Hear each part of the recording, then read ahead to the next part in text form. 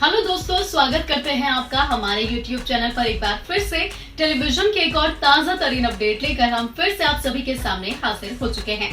Colors TV पर हाल ही में telecast हुआ शो और आते ही आप सभी का चहेता बन गया सीरियल। जी हाँ, यहाँ हम बात कर रहे हैं नमक इश्क का की, जिसके आज रात के एपिसोड में आप सभी देखने वाले हैं कि हाई वोल्टेज ड्रामा चलेगा। जी हाँ, क्योंकि अब कहानी ने एक बहुत बड़ा फैसला ले लिया है। कहानी रविकांत यानी कि अपने पिता को जेल की सलाखों के पीछे पहुंचाने वाली है। जैसा कि आप सभी ने शो के बीते एपिसोड में देखा कि रविकांत ने फाइनली अपनी चुप्पी तोड़ दी है, बता दिया है कि कहानी का बाप कोई और नहीं बल्कि वो ही है। और ये सच्चाई जानने के बाद जहां सबको लग रहा था कि कहानी खुश होगी, लेकिन कहानी का भर्ताव बिल्कुल ही अलग था। जी हाँ, उसे बिल्कुल पसंद नहीं आया कि इस समय पर और ऐसी सिचुएशन में सच्चाई सामने आई है और वो रविकांत को काफी खरी खोटी भी सुनाती हुई नजर आने वाली है। दरअसल कहानी का ये मानना है कि जब तक पूरे घर वाले उसे कुछ भी उल्टा बोलते रहे और यहाँ पर उसके बारे में कितनी गंदी बातें करते रहे, उसे बार बार घर से बाहर निकालने की प्लानिंग करते रहे, तब तक रविकांत ने एक शब्द नहीं बोला। लेकिन जब बात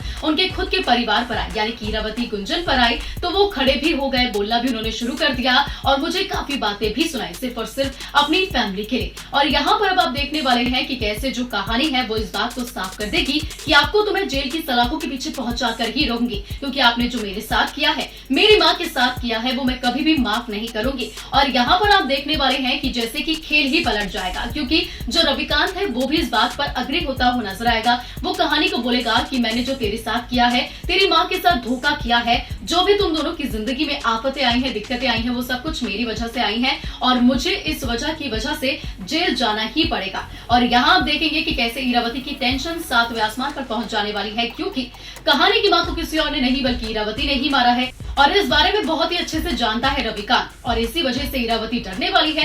अब इरावती जाने वाली है कहानी के पास, उसके हाथ पैर जोड़ती हुई नजर आएगी और उससे बोलेगी कि वो रविकांत को जेल ना भेजे, मगर कहानी अपने डिसीजन पर अड़ी रहेगी और वो अपना डिसीजन नहीं बदलने वाली है। जिसके बाद आप देखने वाले हैं कि जो जाने वाली है इरावती अपनी यहाँ जूही के पास, जिसके पास वो जाके बोलती हुई नजर आएगी कि तुम जाओ रविकांत के पास और उससे मनाओ, उसे समझाओ कि वो कहानी से सॉरी बोले, माफी मांगे, और मैं भी कहानी के हाथ पैर जोड़ के माफी मांगती हूँ। ये सब कुछ सिर्फ इसलिए कर रही है इरावती क्योंकि वो जानती है कि अगर रविकांत गया पुलिस स्टेशन और वहां पर उसने सच्चाई बता दी कि किसने उस गाड़ी को धक्का दिया था जिसमें कहानी की माँ बैठी हुई थी, तो उसे जेल की सलाखों के पीछे जाना ही पड़ेगा। और जूही जाती है यहाँ पर रविकांत के पास और उसे समझाती है, लेकिन रविकांत ना ही समझने को तैयार होता है और ना ही कहानी मानने को तैयार होती है। लेकिन जूही भी अपना फैसला रविकांत को सुना आती है कि अगर उसने नहीं मांगी कहानी से माफी और अपना फैसला नहीं बदला, यानी कि वो जेल जाने पर अड़ा रहा, तो वो जहर खा लेगी। जिसके बाद अब इरावती के पास कोई और चारा नहीं है, वो सीधा युग के पास जाती है